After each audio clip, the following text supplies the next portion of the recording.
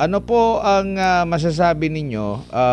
Nakagawian na po ba ng China na magkaroon po ng pag-ban, lalo na dito sa 16 na opisyal ng kalayaan kasunod nga ng pag-ano sa kanila, pag-dideklarang ng nila sa China na or sa mga tawag nito? Sa Chinese Embassy na persona non grata. So hindi na sila makakapunta ng Hong Kong Disneyland. Uy, sayang yung Disneyland, ha? Oo, maganda pa naman daw. Macau, Sana hindi doon. na sila makapunta Sa ng Macau, Macau. Ang hindi Macau pa naman. hindi na mapapagod yung paa nila sa kakalakad doon sa Macau, Prof. Oo, actually, ang makikita mo talaga ang China, China kasi one thing that we have to remember, no, the Chinese embassy in Manila is the representation of the Chinese government and China as a whole in the Philippines. So si Ambassador Jing Quan is actually parang representation ng kanilang bansa at ng gobyerno at ng kanilang presidente si Xi Jinping. So you have to understand that. So in a way, yung how do you call that, yung statement at saka reciprocity na tinatawag nila na sanction dun sa 15 ba, Admar? Na mga 16. councilor at 16 pala, kala ko 15. 16 na councilors ata ng municipality ng Kalayaan is actually ano yan kung titignan mo ang signaling, that's what you call mayroon kasi akong ipopost dyan kasi itong sino ba to? DILG nagbibida-bida na naman, hindi naman niya naiintindihan. Anyway, yan kasi ay parang tinatawag mong signaling na they actually have an upper hand on this. At saka hindi ito ginagawa, from my observation and studying China as a country, tsaka yung kanilang mga foreign policy and all of this, economics and all that, hindi nila yung ginagawa ng basta-basta. But it seems like with the new ambassador, parang ang messaging is, okay, we will have good relation, we will try to establish good bilateral relation, we want to be friendly, we want to have cooperation, but this time around, if in any case you smear us, or you put us you push, ini-smear mo sila, or ini-smear mo ang kanilang bansa, they will push back. And this is one of the concrete diplomatic escalation ng pushback. Kasi ang dapat natin maintindihan, Admar at saka MJ, ang persona non grata na resolution ng municipality ng Kalayaan has no bearing at all, diplomatically speaking. That one I can tell you. That is only what you call political statement. There's no bearing when it comes to that. Why? Precisely because a local government agent, a local government unit like the municipality of Kalayaan is not, wala siyang tinatawag na foreign relation competency. Wala sa kanya yon. Nasa national government yon. And the only person that can actually say na, okay, you, diplomat, persona non grata kita, through channel, and that is the DFA, the Department of Foreign Affairs, is the President. So doon lang nagkakaroon ng binding or nagkakaroon ng diplomatic effect through the Vienna Convention, yung tinatawag mong persona non grata, and subjected lang dyan under Vienna Convention sa isang diplomat, not to other personalities, maybe even Chinese nationals in the Philippines. So if you really look at it, yung municipality resolution is a political statement. It's not necessarily binding. It doesn't have an effect because an LGU doesn't have competencies when you talk about foreign relation or diplomatic relation, especially with another country. Yun. Yun ang hindi naiintindihan kasi ng mga tao na, okay, nagbida-bida ka, nagsulat-sulat ka dyan, pero hindi mo naiintindihan na kapag nag-rest back sila, like for example, this one is a rest back, is a pushback, na okay, ginawa nyo yan sa aming ambassador, in reciprocity, we will impose na kayo lahat, you will not be able to enter any Chinese territories. And that one is actually binding because that's the sovereign right of China to say na, okay, kayo, hindi kayo pwede pumasok sa amin. And no one can question that. That is even the case. So kung titignan mo, Ito nga sinasabi ko. Opo. Nagmumukha tayong katawa-tawa sa international community. Kasi, ang mga hirap kasi sa Pilipinas, yung iba, before you make an action, you try to think and try to check kung ano yung meaning ng dahil gusto nyong yung magsabi na, oh, we are ganyan-ganyan, ipipersona non grata yung ambassador ng Chinese embassy or ng China sa Pilipinas. Opo. When in fact, if the international community will look at you, pagtatawanan tayo, ano yun? Local government? You don't have any personality when you talk about diplomacy. It's actually the president through DFA. Opo. Yun eh. Pero, ang sinasabi ko, yung kanilang reciprocity pushback, and that is actually sanctioning all of this, has an impact on them. Mabuti nga, hanggang dun lang. Hindi na sinali yung ibig sabihin, yung medyo mas malala pa na possibility na pushback. So, Opo. ito, sanction lang ng 16, sila lang naman ang apektado dyan, Mhm. so far. Opo. So, yun, parang Prof. signaling yan. Mm. Sinasabi lang ng China na we have diplomatic, what do you call that? Diplomatic upper hand on this. Prof, So, parang ganun. hindi po ba siya masyado lang na harsh? Kasi alam natin, pag persona non grata, hindi naman ibig sabihin hindi ka makakapunta doon. Kumbaga, parang hindi ka welcome sa government, pero maaring ka pa rin pumunta doon. Kahit saang lugar, kahit i-declare ka ng persona non grata, bawal naman silang abusuhin o gumawa. Hindi ba masyadong harsh na sa kanila, persona non grata, parang hindi ka welcome? Pero ito, talaga, hindi na sila pwedeng pumasok sa alinmang teritoryo ng China, Prof. Yeah, one thing that also we have to remember, even the resolution itself, hindi rin, ay Diyos ko Lord, hindi mo pwedeng sabihin, ikaw LGU, sasabihin mo persona non grata, and may binding yan, or actually under Vienna Convention, may binding yan. Hindi siya binding. Actually, Ambassador Jing can go there if he wants to.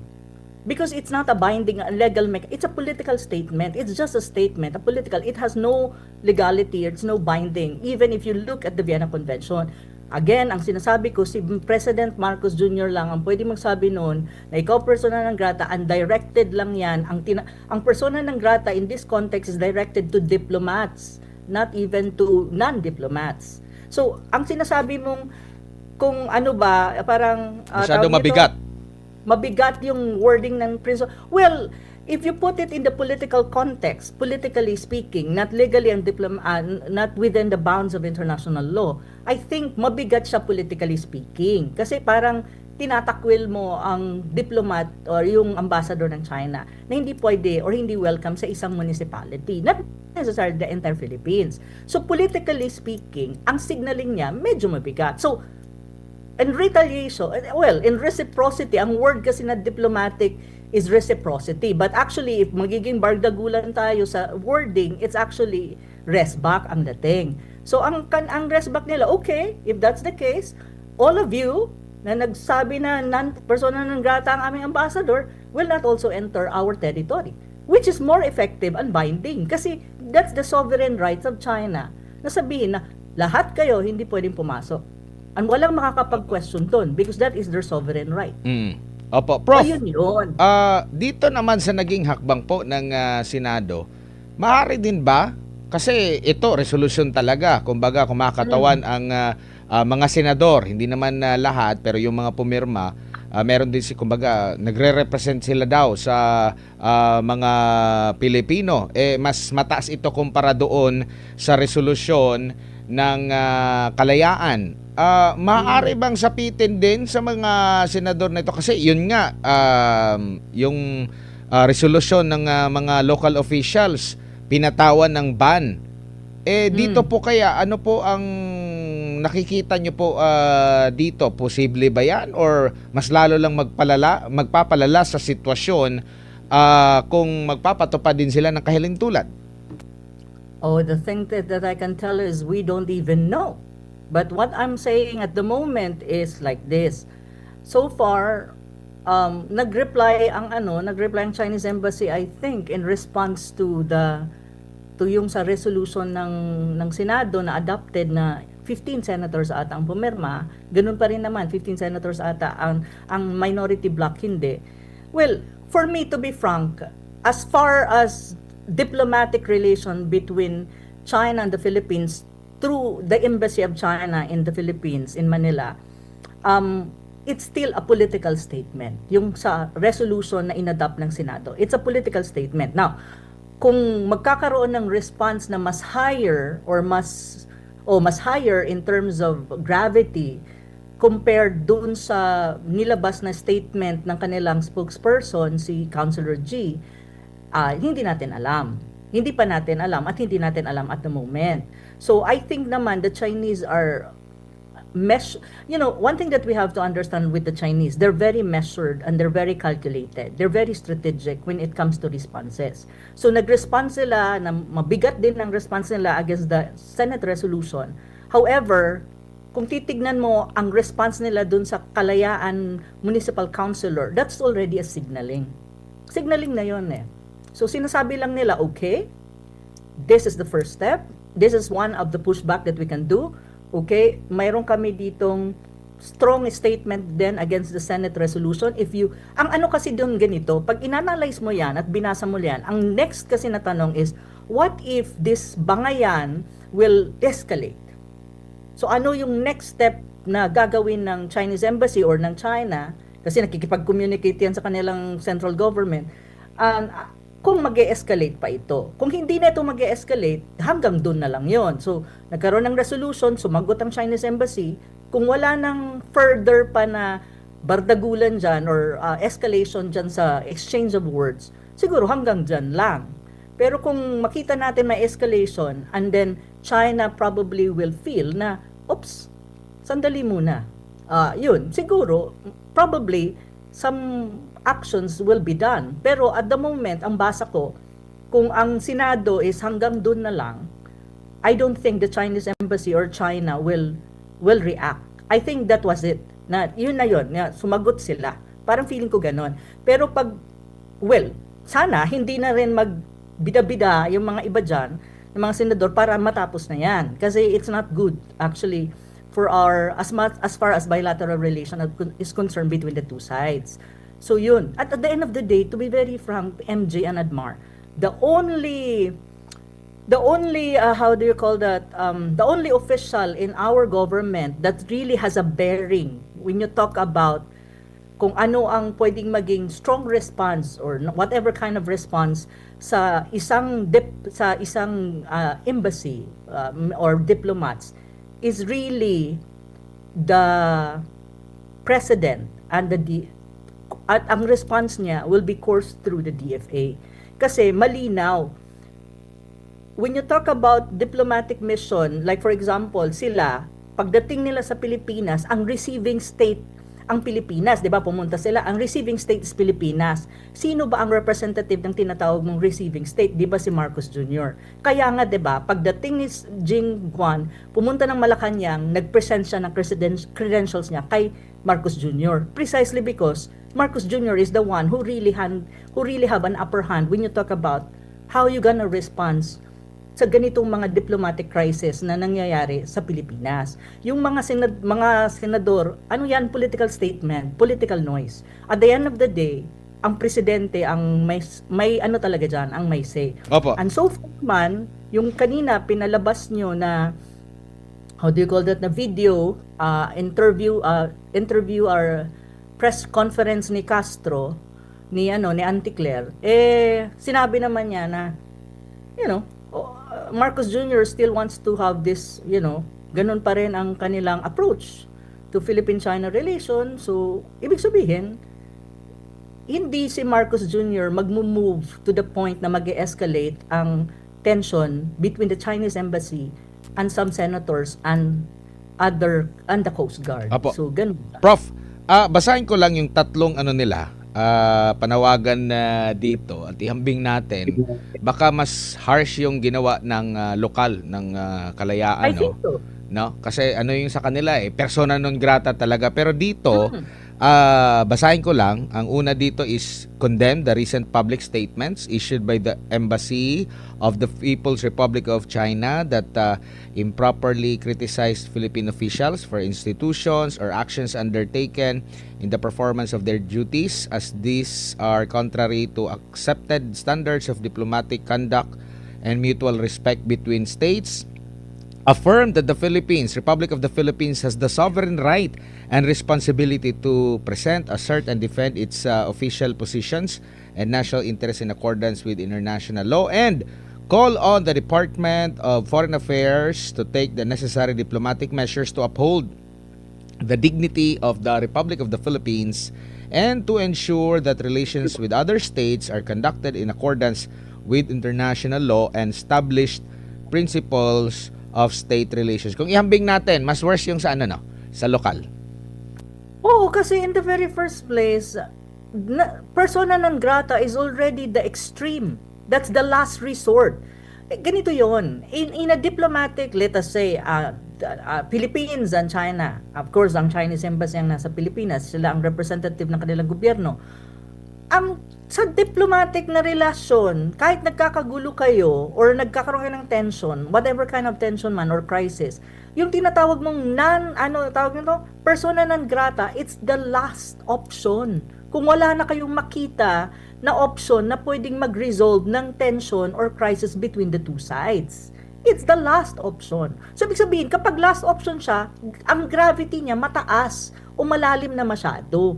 So, hindi mo siya ginagamit just for the sake of saying and using it. Because there is gravity in it. So, yun. Kaya nga, diba, kayangan may diplomats ka to arrange, to discuss things kapag may crisis or may mga problema yung dalawang bansa. Precisely because ayaw mo na mapunta ka dun sa persona non grata. Kasi ang equivalent nun in layman's term is expulsion. Pag pinaalis mo ang ambassador ng China, it also the same as what? Is the same as severing our official diplomatic ties with China. And it has a lot of impact. And we will be at the disadvantage. Kaya nga anong sinabi ni ni DFA Secretary Lazaro? Anong sabi niya? That is the last resort. Diba? Kasi gusto rin ng iba magbida-bida about the issue. No, it's not like that. So kaya nga sinasabi ko, ang mga Pilipino, don't get emotional about certain issues na gagawa lang kayo ng mga kung ano-ano, tapos at the end of the day, pagtatawanan lang tayo kasi actually, tulad ng ginawa ng Municipal ng Kalayaan, hindi naman siya binding legally speaking. It's a political statement. And now, China responded, ayun, binding yun.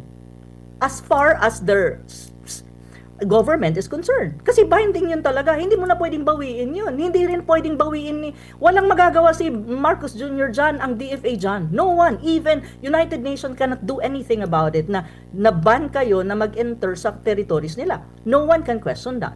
So yun. Pero yung kanilang resolution, well, if you really look at the Constitution of the Philippines even, just within the Constitution of the Philippines, ano bang sinasabi within the frame of the Constitution ng Pilipinas?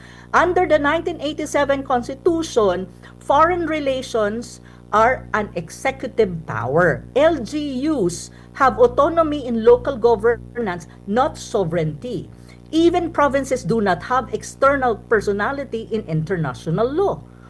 Thus, even if politically loud, a municipality declaration does not alter diplomatic accreditation, immunities, and ambassadorial status. That's even in our own constitution. So, ang sinasabi ko lang dito, yung ginawa nila is a symbolic political local escalation, and na ang nangyari, ang resback nitong China is tinatawag mong sovereign level countermeasure, which is used to reinforce what you call diplomatic hierarchy. Yun. Ang may diplomatic hierarchy actually is on the part of China. So Opo. yun yung sinasabi ko na mag-ingat tayo sa ating mga ginagawa, isipin natin, i-research natin muna, tignan natin kung nasa tama ka ba o hindi, Opo. or ano ang effect nito at impact nito sa bayan. Opo. Yun Prof, yung- itong resolution po ng Senate, may ganito rin ba na mga ibang bansa na kanila walang ding ganun. kanila ding kongreso, kanilang parliament na nagpapasa din ng resolusyon, nagkokondena ito, kalagayan nitong na ipinakita po natin. Ito ba yung resolution ng ano, ng ating Opo, ng Senado po, Senado? yung tatlong binasa ko po kanina. Meron bang ganyan din? Kumbaga parang nagkaisa yung mga mambabatas din nila na magpahayag po. Yung mga mga bansa na meron ding dispute with China. To be very frank with you, maybe I'm not informed, pero so far wala pa akong na-encounter. Maybe I'm not informed. Hindi lang ako informed, but I can check on it. Pero usually kasi hindi yan dapat, hindi mo yan dapat ginagamit ng ganun ka-loose eh.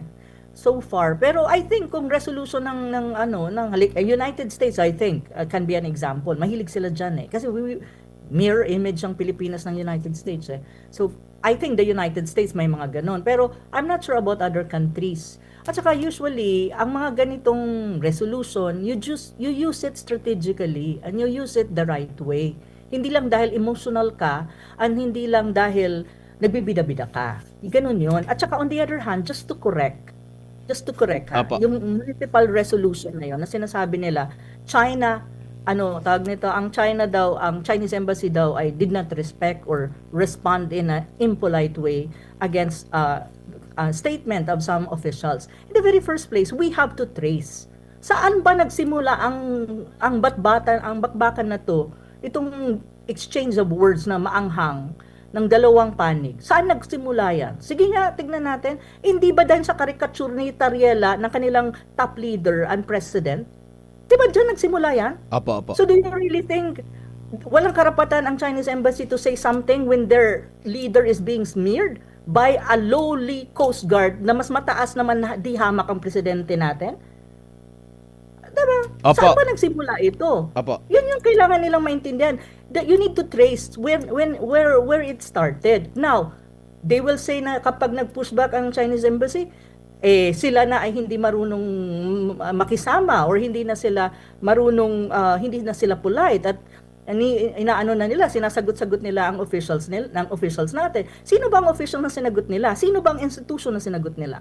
I think they did not really pertain to any institution. I think it's more personalities, political personalities, especially Tariela. Prof, opo. Yun yun eh. Bago lang si partner MJ, naalala ko dati, 2019 ata yon, merong mga dati na ito dating mga opisyal ng gobyerno sa panahon ng Aquino administration na hindi rin ata nakapunta ng Hong Kong Disneyland or biro lang yun Yes, basta sa kilala Hong ko Kong sila. yun, sina Ombudsman Morales, Conchita Carpio Morales, and yung yumaon dating Foreign Affairs. Though di ko lang alam kung ano talagang Del pinakadahilan, no?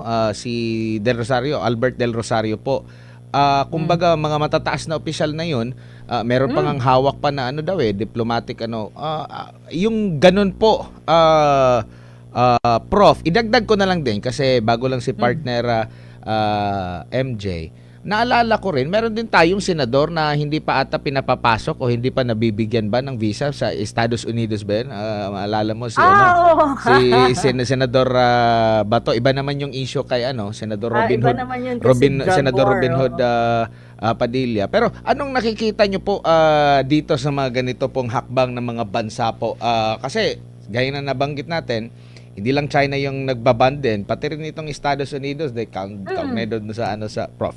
Oo. Ano nila yan eh, parang instrument of pushback and signaling din na if we think na you're too much on or if you think na hindi kami nag-agree sa iyo, may grievances kami sa iyo dahil sa may ginawa ka against let us say our national security or our national interests, whatever it is na both side tulad ng kay Senator Bato at kay Senator dito sa China ngayon na 16 at saka na Councilor ng Kalayaan at saka yun si Morales at Del Rosario at saka even Tolentino, si Tol hindi makapasok sa di ba?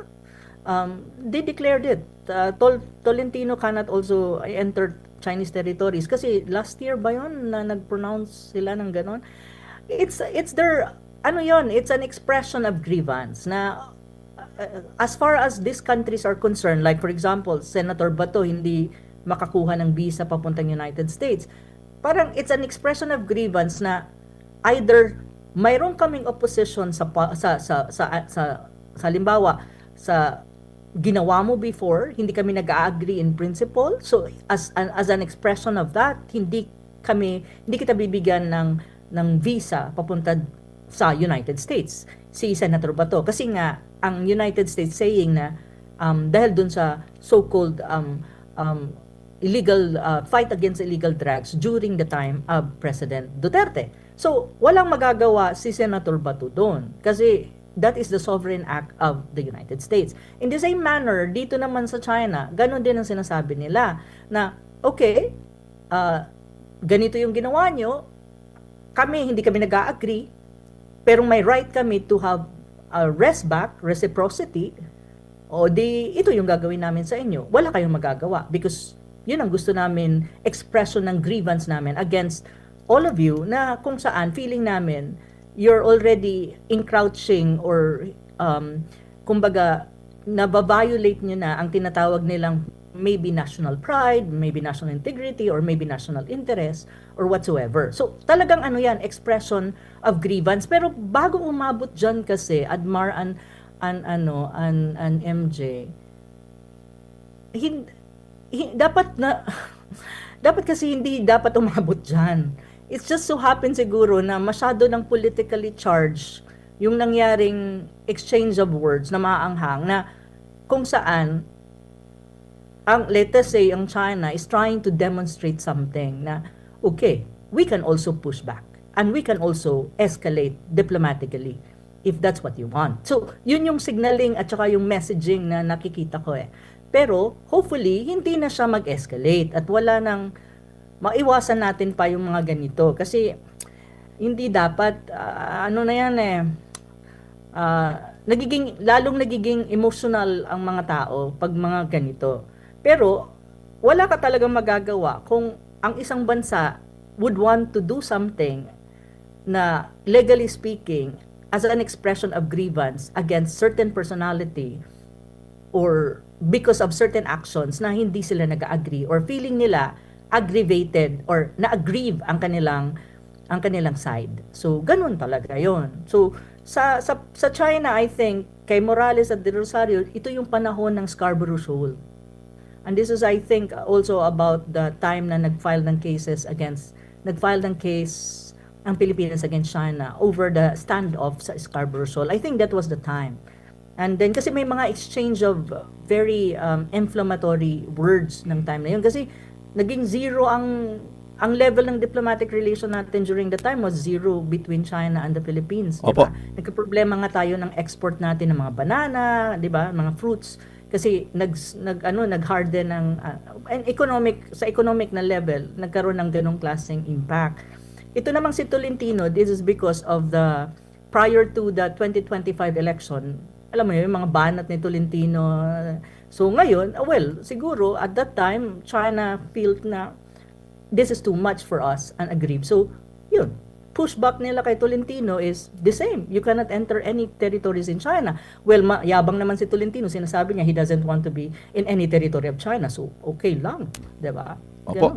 Prof, good evening. Si MJ po ito. Ma'am, isang tanong lang kasi merong mga development ng administrasyon sa pag-appoint po ng spokesperson for maritime affairs. Pangkatauhan po ni Rogelio Villanueva Jr. Siya po siyang career diplomat at dati po siyang Philippine Navy at dating Navy Coast ba? Hindi Coast Guard?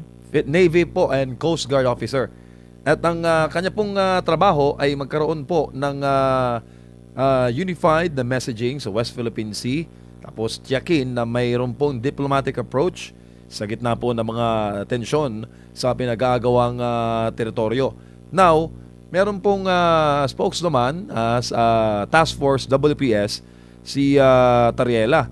Itong, anong tingin mo dito, ma'am, sa pag-appoint ng spokesperson on maritime affairs ng Department of Foreign Affairs sa ginagawa naman ni Tariela sa mga pinag-aagawang teritoryo? Nakikita niyo po ba, ma'am, that this will tone down the issue sa mga West Philippine Sea? Actually, maganda. Actually, alam mo yun, kasi DFA yan eh, 'di ba? Sila naman talaga ang in charge when you talk about foreign relation, international relations, or even diplomatic relation with other countries, not just China. So, nasa kanila talaga ang bola when you talk about these things. Now, itong bagong maritime spokesperson ng DFA na inassign, na Navy and Coast Guard at the same time, ngayon, turned diplomat, na I think nakita ko rin yung kanyang background, may experience naman siya, and nakita ko rin yung itsura niya, very amiable, actually na maamo ang mukha. Alam mo, kailangan kasi maamo ang mukha kapag ano ka, spokesperson ka.